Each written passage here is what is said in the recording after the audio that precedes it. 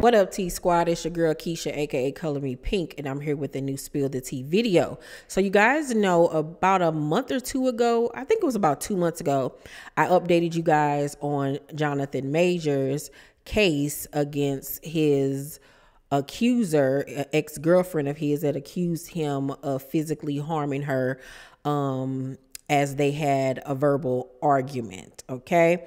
And the police were the ones that filed charges against Jonathan Majors because they said that she had like a lacerated ear and that one of her fingers were broken or something to that effect. Well, you know, when I gave you all the updated story of what was going on a few months ago, it was said that the accuser, Grace Jabari, had fled the country. And I was saying to you guys how it was so unfortunate and wrong how the media isn't keeping up with the story and telling all of the updates. You know what I'm saying? Everybody was quick to write a story when the, you know, accusations and the police report and the arrests and all of that happened, but nobody has really bothered to keep up with what has been going on.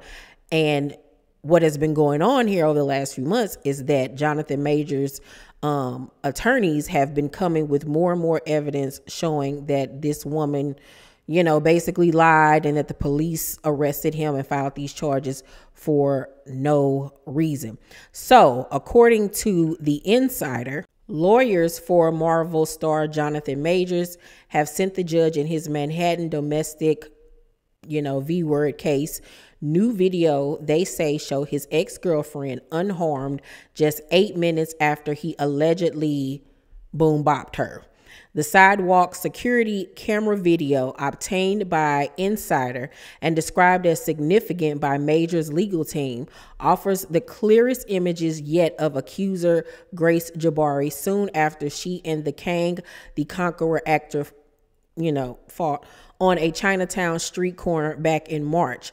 The clip shows the sobbing, pacing woman using her right hand to hold a cell phone, to put on and take off a heavy coat, and to pull her hair, her long hair, in and out of a bun. This despite the fractured middle finger prosecutors allege Majors had just caused her by twisting that hand. Major is also accused of slapping Jabari in the head hard enough to cut and bloody her ear, but no such injury is evident in the new video, which captured her conversation with a trio of strangers outside a Soho luxury condo building. The video is a key exhibit in the defense lawyer's latest effort to get the career-threatening misdemeanor case thrown out of court, this time on the argument that prosecutors allegedly hid evidence that helps clear the Disney star. So let's take a look at the video because you know I got it. Let's get it. Let's go. Now, from what I heard, this is allegedly the building in which Jonathan lives. And you see this random guy and Grace right there. She walks up, that's in the circle. She's talking to these random men and telling them what just happened, allegedly. And she's shaking up and she's talking to them, and she claims that he broke her right middle finger and cut her right ear. Now, as you can see in this video footage, from what we see, she's using her hand. There's no ouch, you know, my hand is broke, none of that. She's putting on her coat with ease, using both hands freely. Now, mind you, this video footage was taken 8 minutes after the alleged assault, okay? Now, you see she's using her hand, running her hand through her hair, tying her hair up in a bun. Like, there is nothing wrong with this lady's hand. Her finger is not broken. As you can see from her ear, there is no bleeding coming from her right ear at all. She's putting her hands on her face, rubbing her hands through her hair, and everything seems okay. This is another stranger. Mind you, she does not know these people. She does not know these people. These are random people that she's telling the story to about Jonathan, okay?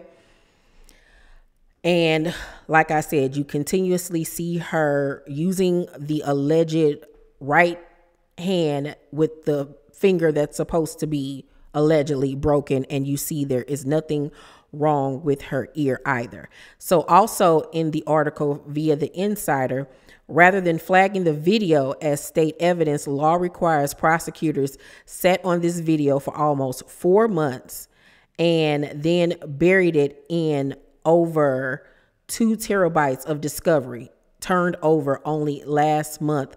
Defense lawyer Priya, I don't know how to pronounce her last name, said in her request that the case be thrown out. So the police literally buried this video because they knew that this would have crushed their whole case against Jonathan. Jabari is 30, is a London-based movement coach who met Majors 33 on the set of this year's Ant-Man and the Wasp: Quantum Mania. She can be heard in the March 25th video telling the 3 strangers that she is Major's girlfriend. No way, one of the men responds, and that she left her phone and purse in their car after they fought and the actor ran off. Miss Jabari was not only completely unharmed, but was describing what had just happened by repeatedly insisting that Mr. Majors had texts from another woman on his phone and making no reference to suffering physical violence of any sorts, Pryor said in her court papers.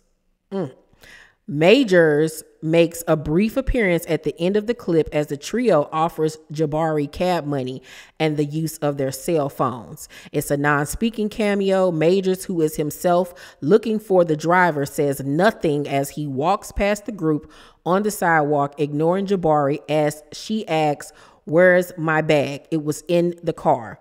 The clip ends with Jabari and the 3 strangers following Majors out of the shot.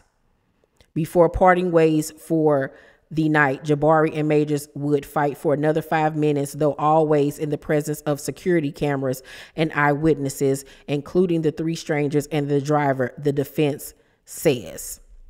So we will see Jonathan appear close to the end of this video. But like I said, you still see this girl using her hand freely. There's nothing wrong with it. She's standing. She's fine. She's talking to these strangers, telling them all of her business and everything. And, you know, putting this man on blast, telling these people that he allegedly harmed her and all of this stuff. And this is when you see Jonathan right here. Walks up. He's walking past her. You see she tried to touch him and he like glitched away from her. And then you see the white guy calling himself about to go and try to attack Jonathan based off this woman he just met. And you see the white woman is like, have you lost your mind? you lost your mind? But this is what happens when, you know, certain white women incite that white woman fear into people. And now what if that man would have really gone and tried to attack him? Then it would have been Jonathan Majors attacked his girlfriend and a random white person. He's out of control. He's crazy, this, that, and the third. When this man don't even know him, don't even know her, and decided to, you know, interject himself into something that he didn't even know about, don't even know these people. So I'm glad that that white woman stop this man from escalating the situation, because this already was bad. But you see, like, he tried to ignore her, tried to walk away. She steady following him and then involving people that they don't even know. Like, she was tripping, honey, tripping. The article also states, at no point in those final 5 minutes did Major strike Jabari. Priya says the prosecution evidence shows. Instead, video shows Miss Jabari wildly grabbing and clawing at him, ripping off his coat buttons and tearing his coat pocket in the process, leaving the actor with scratches on his arm and face, the lawyer says in her papers. Jabari then left with the 3 strangers for 2 hours of drinking and dancing at Lucy's nightclub in the lower levels of the Moxie Hotel on the Bowery in Lower Manhattan. So this lady left with them strange people, with those strangers, and went to the club and party. But you had just allegedly been harmed by your then boyfriend. Wow.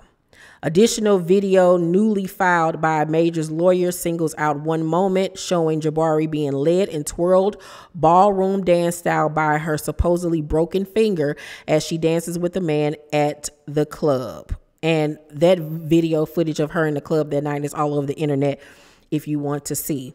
Prosecutors failed to flag still more evidence favorable to Majors, the lawyer alleges, including statements made by the driver who witnessed the couple's midnight fight, as over the course of 20 minutes, it repeatedly spilled in and out of his hired car and onto the streets of Chinatown and Soho. The driver told prosecutors that Ms. Jabari was the obvious aggressor in the altercation with Mr. Majors, and went so far as to characterize Ms. Jabari as psycho girl.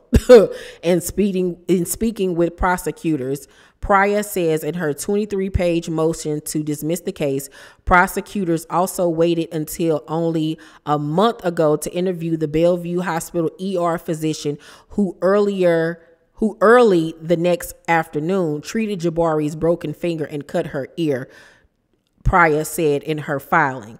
Majors contends that Jabari has sustained those injuries not while fighting with him, but in a drunken fall after returning alone to his 3-story penthouse apartment. And I 100% believe it, because you can see in the video nothing was wrong with her.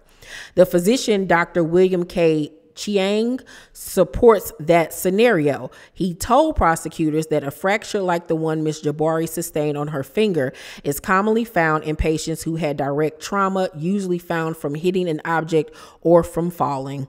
Assistant District Attorney Kelly Galloway told the defense in a newly public August 18th email. Prosecutors allege Majors broke Jabari's finger while trying to pry his cell phone out of her hand, but when asked if the fracture was consistent with pulling, grabbing, or twisting a hand or finger, Dr. Chiang stated it was medically possible but uncommon, the prosecutor told defense lawyers in the email. In another key revelation from Majors' bid to have the case dismissed, the defense is alleging that Manhattan prosecutors tried and failed to get the NYPD to drop a cross complaint that Majors filed in June against Jabari. Police in 2 precincts have agreed that there is probable cause for arresting Jabari for allegedly slapping and scratching Majors on the street, then running up his credit card and stealing valuables from his penthouse while he was under arrest. Wow. Like, this lady did beat him up, lied on him, stole from him. What? And he's the one that's under fire and almost had his career, not even almost, had his career, tarnished and taken away from him and everything. Wow. But prosecutors tried to convince a 10th precinct detective not to arrest Jabari when she returns to the U.S. In effort, the detective rebuffed. Pryor alleged in an August 21st letter to the case prosecutors, Galloway, that is also part of the recent defense filings. The detective is still attempting to organize her surrender with her representatives, Pryor says in her filings. They still ain't even got this lady to come back to the United States. It was jealousy that set Jabari off, Pryor alleges in her filings, which give the most detailed and jarring account yet of Major's narrative of that night. Whipped up by the 6 alcoholic drinks she had consumed that night, she immediately flew into a savage rage in the car after seeing a text on Major's phone that she believed showed him to be unfaithful. Pryor writes of Jabari. By 3:30 a.m., security video shows Jabari arriving by taxi back at Major's empty triplex penthouse he had left at 1 a.m. to sleep at the Mark Hotel on the Upper East Side. So he even left the crib. He didn't even want to go back in the crib to be around her because he didn't want nothing popping off. Wow. The lawyer says lobby and elevator security footage indicates no apparent discomfort, marks, or bleeding. In the apartment, she attempted to call him no less than 32 times, sent him imploring text messages begging for him to call, then switched angry and jealous text message about his purported infidelity And then when these tactics proved fruitless, she dropped the ultimate bomb and threatened unaliving herself just before 8 a.m. This lady was crazy. At 8 a.m., Jabari reached out to a friend in England, sending photos of her new injuries and confessing that she did not know how she hurt herself. The new filing reveals Jabari also admitted she'd been really scrappy with Majors during their earlier fight. The new evidence cited by Pryor reveals at 9 a.m. Mr. Majors awoke to find his face stuck to the hotel pillow with dried blood from the large gash delivered by Miss Jabari's fingernails in the car, the lawyer writes. Concerned to see her messages, Majors returned home to his penthouse at 10:30 a.m. What Mr. Majors found in his apartment spun his concern into complete panic. A deliberately placed sentimental photograph, a lit candle, intentionally stacked romantic items, a locked bedroom door, closed bedroom curtains, and no answer to his phone calls, calling her name or loud knocks on the door. So this girl literally was making it seem like she unalived herself. Wow. Within seconds of a building staffer forcing open the locked bedroom door and finding Jabari unconscious on the floor of the walk-in closet, Mr. Majors called 911, and the first terrified words out of his mouth were attempted unaliving. The filing says, previous defense filings have noted police found a spilled bottle of sleeping pills in the bedroom and vomit on the bed. Majors was arrested by arriving NYPD officers who believed that the actor had caused Jabari's hand and head injuries. So they just assumed. Wow. Majors, who faces up to a year in jail if convicted, is scheduled to appear via video at his next court hearing Friday, during which a trial date may be set. Wow. Wow, wow, wow. All of this, and this man was the one arrested. And it's so unfortunate that none of the big news outlets or blogs are discussing all of this evidence that has come forward to show that this man was in fact innocent. Everybody was so quick to condemn him and say that he was wrong, this, that, and the third. He's a loser, and all of these different things. He got dropped from major campaigns. His agency dropped him. The only people that have not dropped that man is Disney, because they were so invested in him being King the Conqueror. And I'm so happy that they stuck with him and stuck by him, because it's obvious that this man is innocent. And I'm so happy I did not get on that hate train condemning him. I always said, even when it first came out, that I wanted more evidence, because I just couldn't fathom that he would do such a thing. But like I said back then, I don't know this man. You never know what people are capable of. But in this case, this man did not hurt this woman. Was he texting somebody else? I'm pretty sure he was, and I'm pretty sure that person was Megan Good, because a month after that happened, that's when we saw him and Megan Good step out together. So I wouldn't be surprised if he was, met Megan by that time and they had started talking, and that's probably the text message that woman saw. Speaking of Jonathan and Megan, they made their first public appearance at an actual event in DC together. Let's take a look. So many beautiful black faces. I love us, y'all. We are so beautiful. That's all I got. I'm just happy to be here, and I love y'all. So, baby, you want to say anything?